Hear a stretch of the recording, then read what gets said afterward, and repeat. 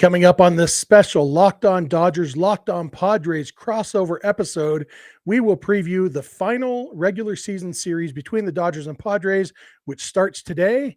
And based on our past history, I will make fun of Javi a lot, and Javi will laugh and just take it. So let's get Locked On Dodgers and Locked On Padres.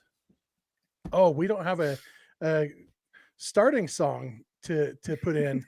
Normally I throw in the Locked On Dodgers video, but this is a crossover. We can't. There's probably 6 or 8 Padre fans watching this episode too, and we don't want to alienate them right off the bat. So I hope they're not too loyal to you, Javi, because if so, then we probably will alienate them at some point in this episode.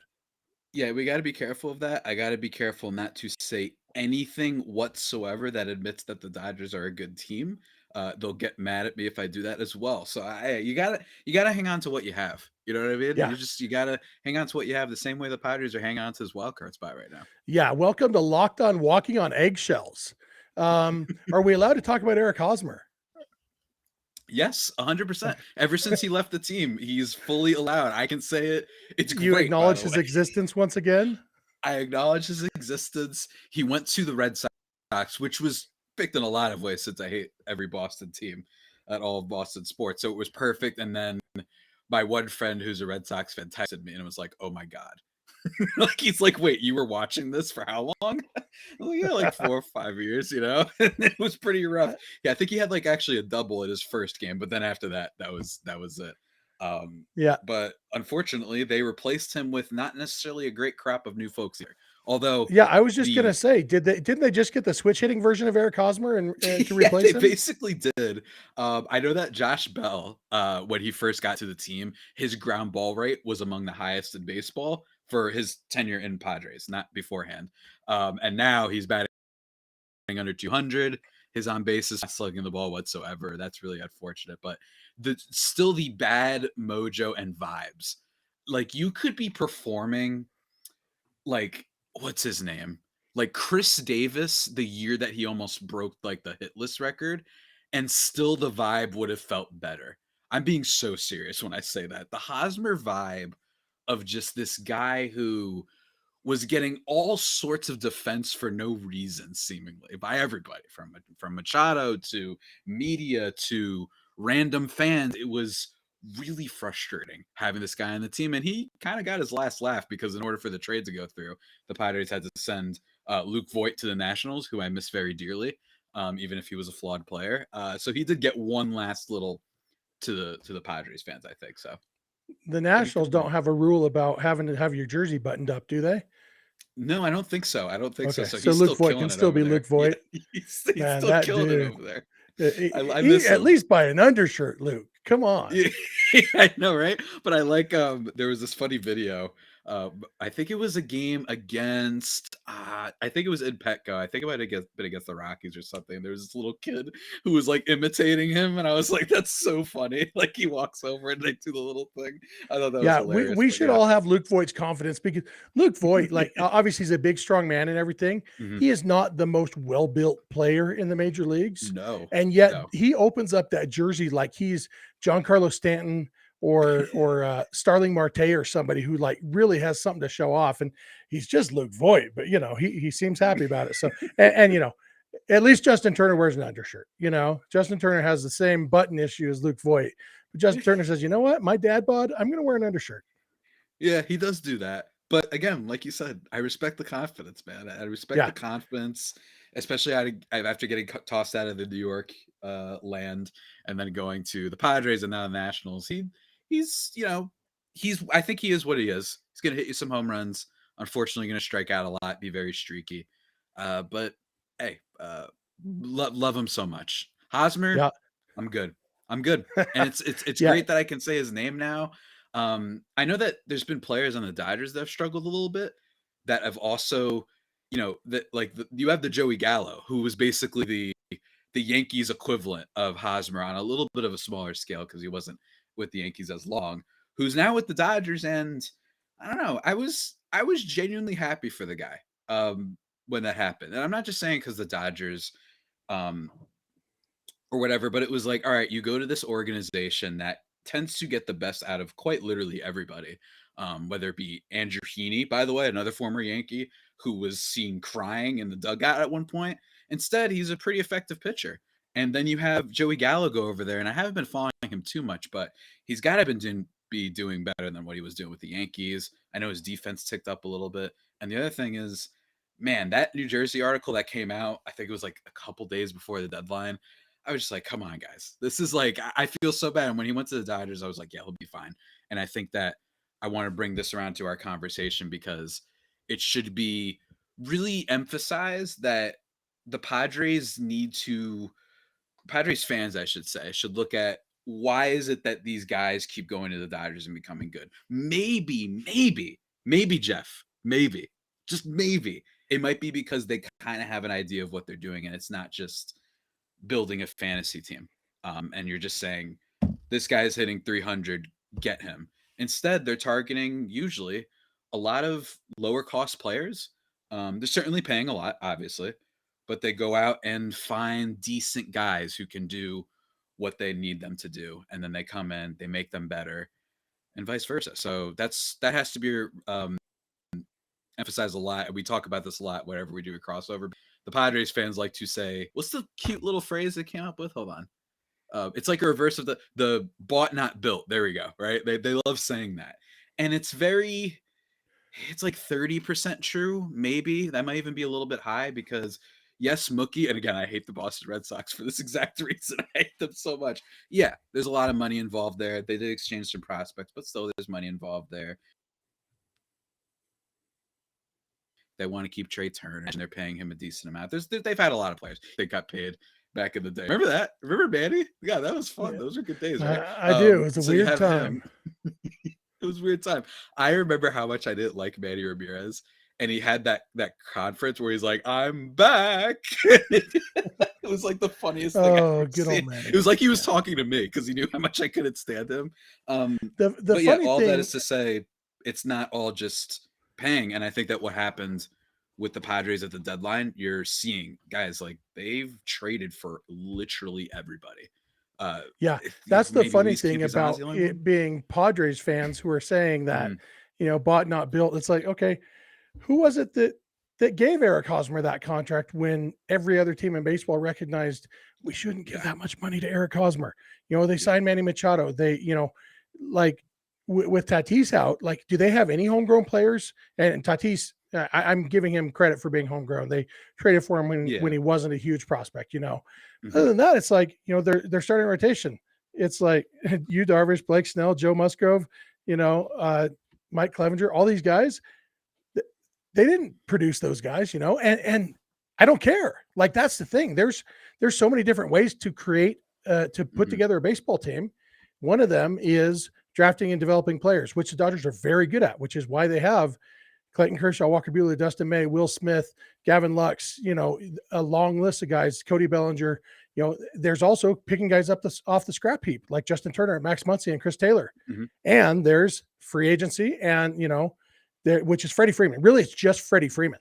And then the other ones, it's you trade for guys, and we have these prospects. Hey, guess what, Red Sox? We're going to give up Alex Verdugo, who we really, really like, and Jeter Downs, and whatever the guy's name is, last name Wong, for Mookie Betts and David Price. And we'll take David Price off your hands. We'll pay some of his contract, So they're using their money there. But yeah, I mean, the fact is there's a lot of ways to build a baseball team, and the Dodgers are pretty darn good at all of them. Yeah, absolutely. And it's not that the Padres are necessarily foolish. I still stand by the Soto trade. I think everyone does. And I think that it's really key to note that Soto is really truly like a top 5 talent in the league. I was very vocal about saying I just didn't think that was the only thing they could do at the deadline. I obviously was amped. It was exciting. It was fun. It was fun for me and my pod. But I thought they could build a little bit differently. And I think that fans sometimes have to remember that it's not because my opinion on trading prospects isn't that I'm reticent to do it because I think that particular prospect is the next Cody Bellinger when he was still good. He's the next Aaron Judge. He's the next, heck, Brian Reynolds even. Like, give you like a fringe pretty good player. It's not that. It's more just having that friggin' space feels so good. And that's part of the Dodgers too. And it's funny because speaking of drafting, like go Google the 2016 Dodgers draft class. It's pretty absurd what they got that year. It was, I'm just pulling it up right now. Gavin Lux, Will Smith, Mitchell White, Dustin May, DJ Peters, Devin Smeltzer, and not all these guys are like superstars, but the fact that they became things. Tony Gonsolin is in this draft too, right? There's a lot of players in here that are at least things, and that's very rare. Zach Yeah, aren't there McKinstry, like Graham 15 big Ashcraft. leaguers from that draft already? Yeah, it's like, and that's Yeah. huge. People don't realize it's like, and yeah, there's some bangers in there, right? Like Lux becomes a little bit of something, Gonsolin, right? Dustin May, but and Will Smith, of course, Best really catcher in baseball. Yeah, perpetually, that guy. yeah, perpetually kind of underrated. But you know, that just goes to show you it's not just the money thing, although that is a huge part of it. But hey, man, All right. we'll see what happens, right? Yeah. We're going to come back in a minute. We're going to talk about actually this series that's coming up, and we'll get to the portion of I'm sure we'll get to the part where I make fun of you some. Mm-hmm. But first, I want to talk to everybody about Bet Online. Javi, click the buttons I am while I clicking the talk. buttons. Okay, Javi's clicking the buttons. So, betonline.net is your number one source for football betting info this season. Find all the latest player developments, team matchups, news, podcasts, and in-depth articles and analysis on every game you can find. And as always, BetOnline remains your number one continued source for all your sports wagering information with live betting and up-to-the-minute scores for every sport out there, every sport. The fastest and easiest way to check in on all your favorite games and events, including MLB, MMA, boxing, and golf. Head to betonline.net or use your mobile device to learn more. Bet Online, where the game starts. All right. So if you are betting on this series, I don't know, Javi, I want to ask you who you would bet on because, you probably have a conflict of interest there. But it's kind of an interesting series simply because the Dodgers are kind of playing for something. The Padres are playing for more than the Dodgers are, but also the Padres are in pretty good, they don't really have, they're fighting for home field advantage, I guess. No, because even that, they're really, are you going to play the Braves or the Mets, Mm-hmm. or the Braves or the Cardinals in the opening series? And in some ways, it seems like you'd probably rather be the last wild card seed than the second one, because MLB is just allergic to good ideas. Like they just avoid them like the plague. And Agreed. why I don't understand. Like I do understand they want to put value on winning the division, but once you've done that, they should reseed, and if, okay, we know what four teams are playing in the NLDS, and now let's do that based on record, because as it is right now, if the Padres stay where they are, they're currently the second wild card seed, they would play the Braves in the opening round. And if not the Braves, then the Mets, if the Braves can overtake the Mets, that's a really tough first round matchup. Whereas the Phillies, as the third wild card spot, would get to face the Cardinals, who are a solid team, but probably not as good a team as the Braves or the Mets, if we're dealing in understatements here. So yeah, I don't know. How do you feel? Do you anticipate the Padres doing anything to try to get that third spot instead of the second spot? First of all, I will say the Phillies Cardinals potential series is like the most diametrically opposed teams where one is just solid and good Hey, team that defense. catches everything Yeah. against team that catches nothing. Just nothing. And then like the Phillies, they do have some good starting pitchers, but like it's just that would be like a wild series to watch. You But can make everybody on the Cardinals play out of position, and they would still have a better defensive team than the Phillies. Yep, Just you can make pull names out of Yachty play hat. center Today's field. starting shortstop, Paul Goldschmidt, better than whoever's starting at short for the Phillies. Exactly. Yachty or Belita, go play center field. Why not? Just I don't know. Let's not push it that far. No, I know. Look, I'm gonna be mean. Bring on Atlanta, man. I don't care. All right. You know why? Because I've watched the sports world for a long time. I've watched the Atlanta Hawks. And most importantly, I've watched the Atlanta Falcons. You won your World Series. Congrats. Honestly, an unbelievably well-run team too. I'm kind of, they got a little bit gun shy at one point. They hung on to their guys for a little bit, but then they decide, let's do the thing where we take advantage of the fact that play the arbitration process and just sign our guys now. And I think that clearly there's some trust there. Even if they could make more later, they're like, how about we just give you a pretty good deal right now? So shouts to the Braves with that. But for the most part, they've had a lot of blown leads, including to your team back in 2020, right? I think it was 2020. Yes, sir. Yes, it was in 2020, the 3-1 lead. You have the Falcons, all this stuff. So my thing is, if anyone can blow it, it's the Atlanta Braves. On paper, though, oh my God, the Braves are infinitely better. But either way, there's going to be a team that's probably better than the Padres. And some people will say, well, the Cardinals, they just beat them 2 out of 3. That is true. It was a good series for the Padres, and their starting rotation, the trinity that they have going, can match up with basically any starting 3, I think, especially come playoff time with Blake Snell, Joe Musgrove, and Yu Darvish. But the Cardinals also, there's just such a well-built team, and they have that stupid Cardinals BS where Miles Michaelis is going to come in and throw 6 scoreless innings for some reason, and then Miles they've got Michaelis really is good the bullpen biggest guys. mystery in baseball to me.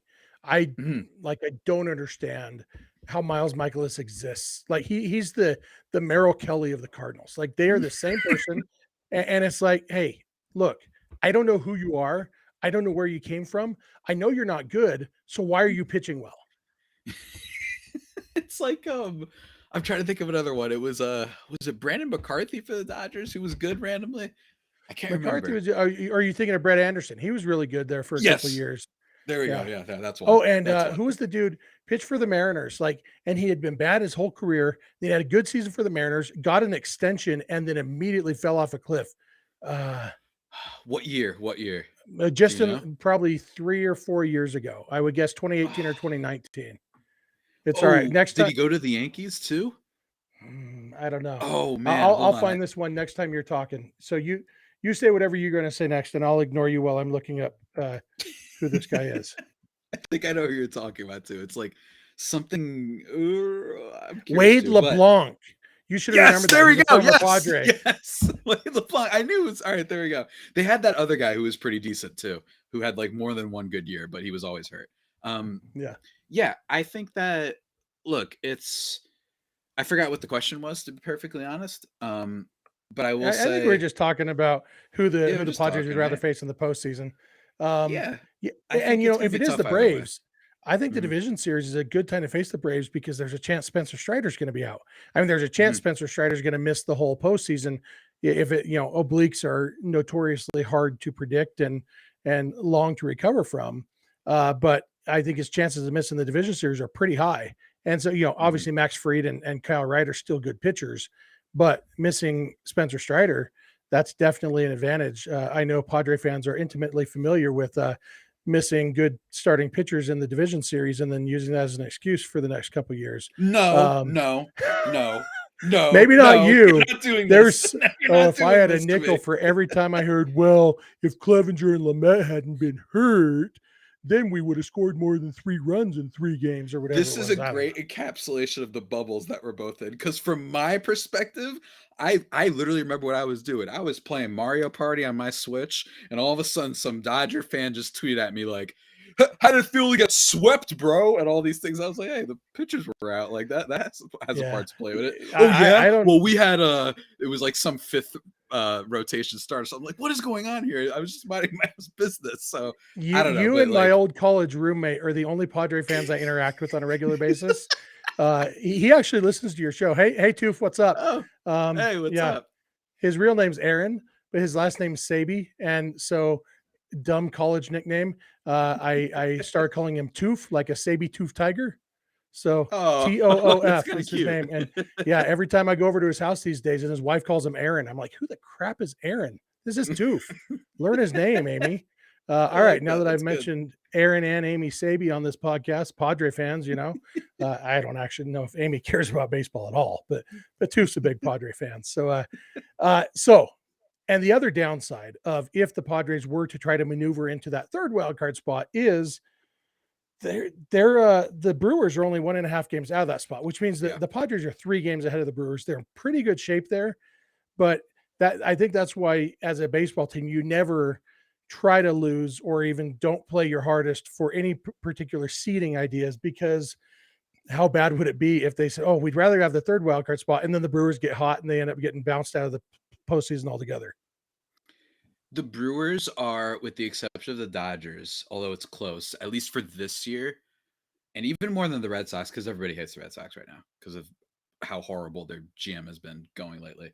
My most hated team, and I cannot stand the idea of the Brewers being in the playoffs, and especially my some friends would make fun of me and be like, "How funny would it be if they trade you Hater and then beat you into the playoffs?" And I would be livid if that happened. Hopefully, it doesn't.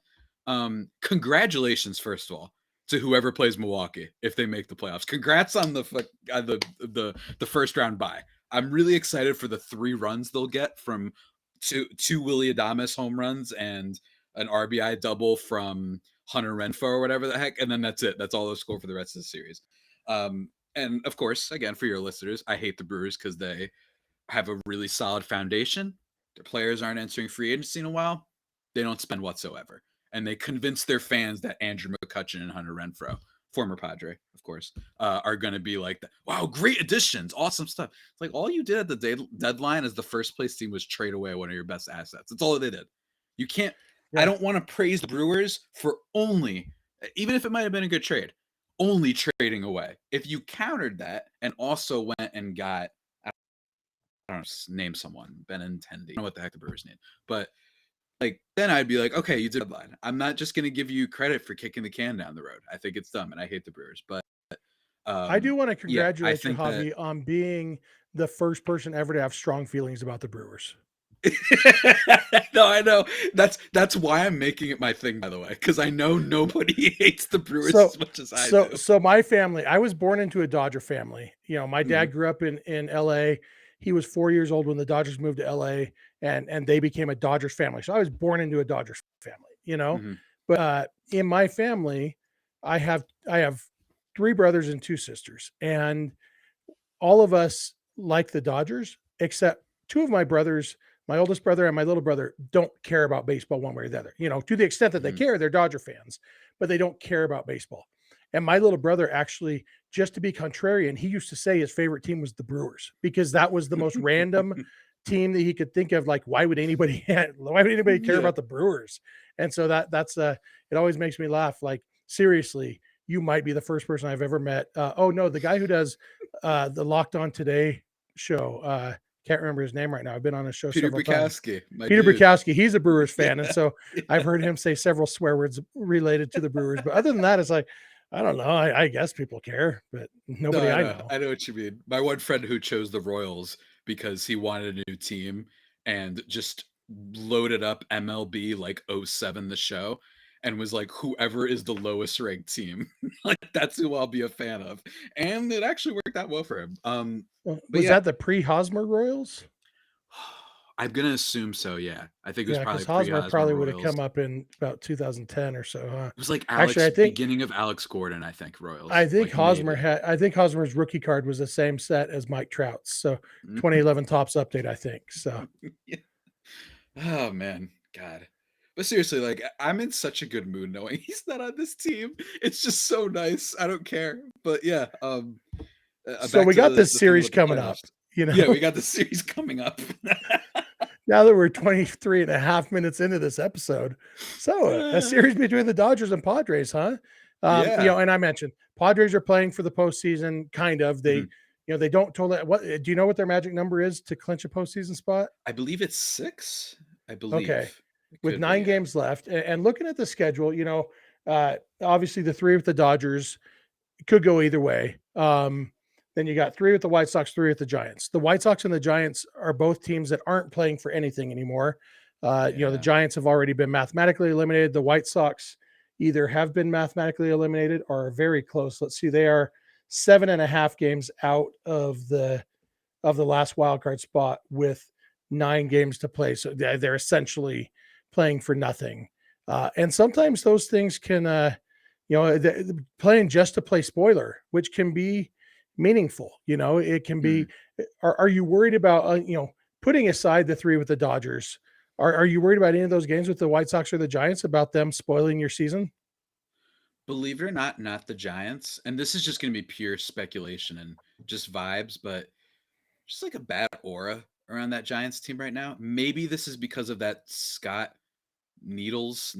I forgot his name that had the little interaction that went semi-viral when he took him out of the game and he was upset about it. Maybe there's just like a bad aura around that team. The White Sox, I just fear stars in these situations, and they have them. I know they've been hurt. I know they've been beat up, but I can see a world in which you just get the. I don't know if Cease is going to be matched up. Dylan Cease is going to be matched up with the Padres, but I could see him being great, and then I could see, they turn it around and Johnny Cueto has a good game, who they just picked up off the scrap heap. Then if whoever else is healthy on that team, right? Maybe Yohan Moncada shows up for a little bit, Eloy Jimenez, Luis Robert. Like, I don't know who's healthy on that team, Tim Anderson, but I do just fear the stardom there and that they might just want to end the season on a high note. Tony La Russa's not there anymore. So I fear them more than the Giants. I know they have Rodon. I don't care, whatever. They can't score and their defense sucks. So that's my thing with the Giants. I'd be more afraid of the White Sox because they feel like spoiled, wasted talent. Well, the Giants seem like a team that, damn, you guys really just lucked out last year. Like, you guys just had a lot go your way. Great team, very fun story. But Brandon Crawford was slugging like 4.8. Like, it feels like a fever dream, right? Giants. And I got yelled at so many times for insisting all year last year. I still believe the Dodgers are a better team than the Giants. And people are like, well, then why are they trailing in the standings? It's like, because the best team always doesn't finish in first place, But that you look at, I mean, if Sheldon Noisy learns how to stretch his arm, the Dodgers win the division last year. They literally lost the division because they lost a game because a force out at second to end the game. Sheldon Noisy caught the ball with his glove against his chest instead of sticking his arm out, and the guy beat the throw. You try to tell me that if Sheldon Noisy knew how to use his arms instead of acting like a T-Rex, that's all that was standing between the Dodgers being a better team than the Giants. And so this year, like, I don't care. I don't think about the Giants except when they're playing the Dodgers. But, when they do play the Dodgers, and I remember, oh, wow, they're really bad this year. I do think it's funny that you think that Zach Littell's name is Scott Needles. So that's, What am I getting? Craig Nettles? Like, what name am I getting? Greg Nettles played Nettles? in the 70s and 80s. And oh God, you're like the Fleer weird. baseball card company thinking his name is Craig because his name was Greg, but it was spelled Graig. And so a lot of people thought it was Craig, but it was actually Greg, just spelled wrong. So, but no, he wasn't Zach Littell. Greg Nettles, as far as I know, has not had a verbal squabble with the Giants manager in the last few weeks.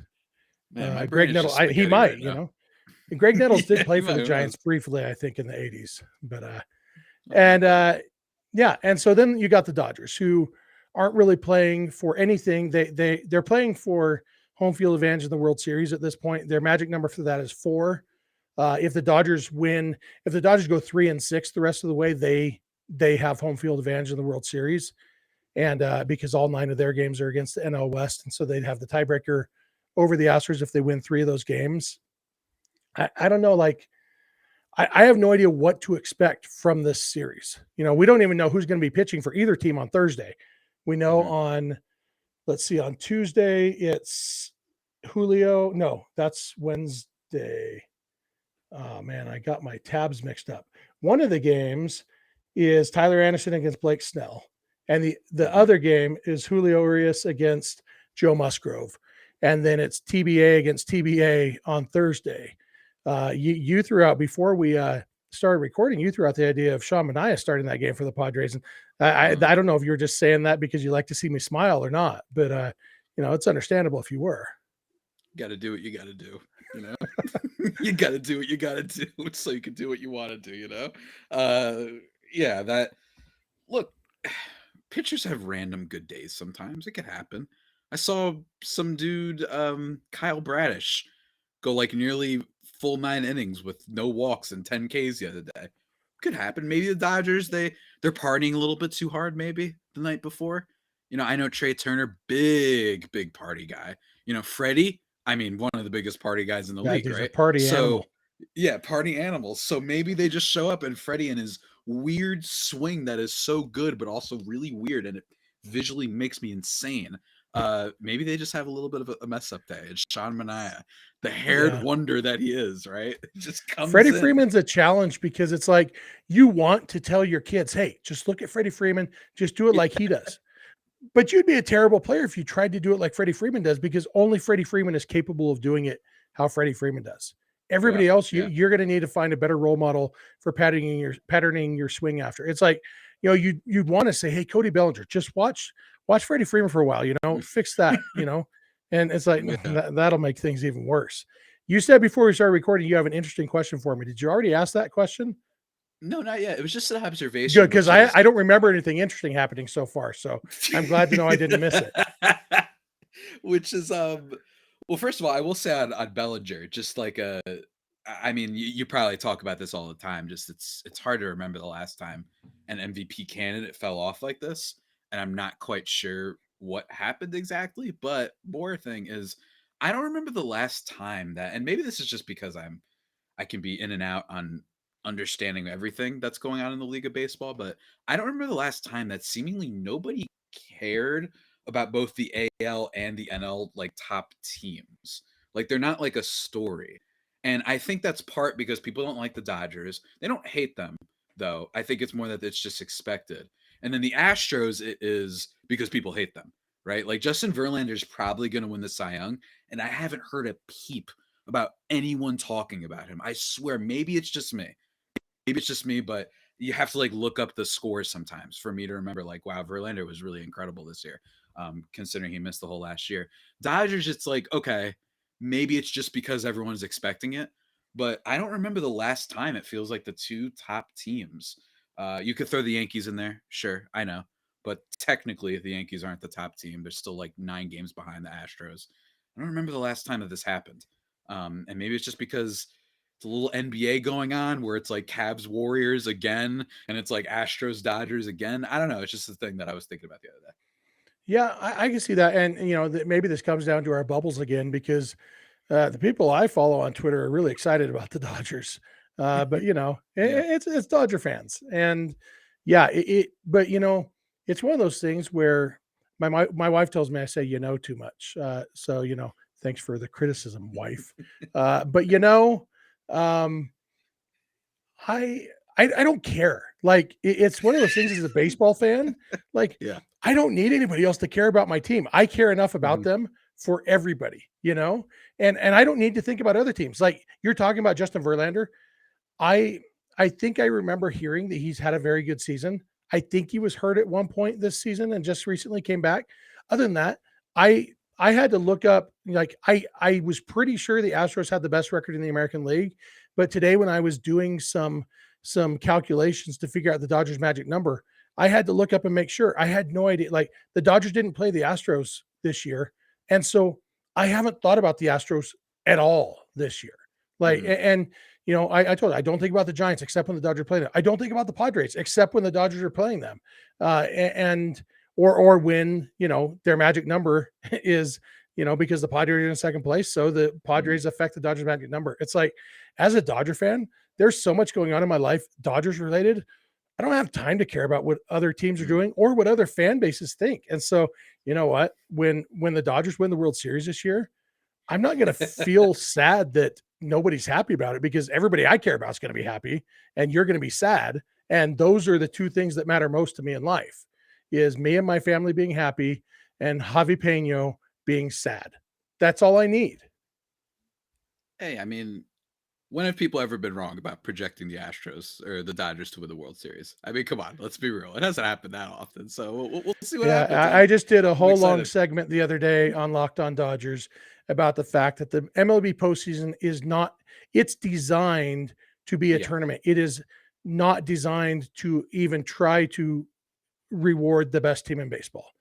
Back before divisional era, when it was literally the winner of the National League against the winner of the American League, you had a pretty good chance, a 50-50 chance of the best team in baseball winning the World Series. These days, I mean, there's what, 12 teams making the playoffs this year? That's six Yeah, times it as is many nuts. We didn't even talk about that. as Yeah. there used to be, and so every round of playoffs you add adds more randomness to it. And it's a slightly different game because you only need four starters instead of five. So deeper teams aren't rewarded as much in the postseason. The reason that I still feel pretty good about the Dodgers is that they have a lot of really good hitters and a lot of really good Yeah. pitchers. And those two things generally work out well in baseball. When you pitch well and hit well, you often win games. And it is still baseball at the end of the day. And so people might be nervous about Tyler Anderson because he doesn't strike out many guys. So can he really hold down the third spot? Well, he's got the fifth best ERA in the National League without striking out many guys, and it's still baseball in the postseason. So, if he goes and gives up 4 runs a game instead of 2.5, well, guess what? Dodgers offense should be able to score 5 runs a game. We'll see. We'll see. I will Yeah. say with the one Dodgers, if there's one chink in the armor, it's just Gonsolin and Tyler Anderson. They can go in and be amazing, or because it's going to be one of a big stage for them playoff wise, or it's like the Luis Severino, who for the Yankees years ago was like their best pitcher, makes his debut is a little bit shaky. That's not an indictment of the skills of the pitcher, which is complete. It's not an indictment of skills of a player how they do in the postseason necessarily. That being said, not looking forward to when Cody Bellinger inexplicably becomes Superman in like game 4 against probably my team. Yeah. It's just like, 3-1 and he hits a 2-run home run. And it's like, why? This guy just can't hit anymore. So that's what could you imagine that? Just a playoff specialist is what Cody Bellinger is. What I want, well, first of all, I'm going to tell you something else. Then I'm going to tell you what I want in the postseason. You mentioned Gonsolin and Anderson. Gonsolin, he has experience in the postseason. He's pitched in the postseason the last 2 years. And so, I'm not as worried about him in the, the bright lights of October.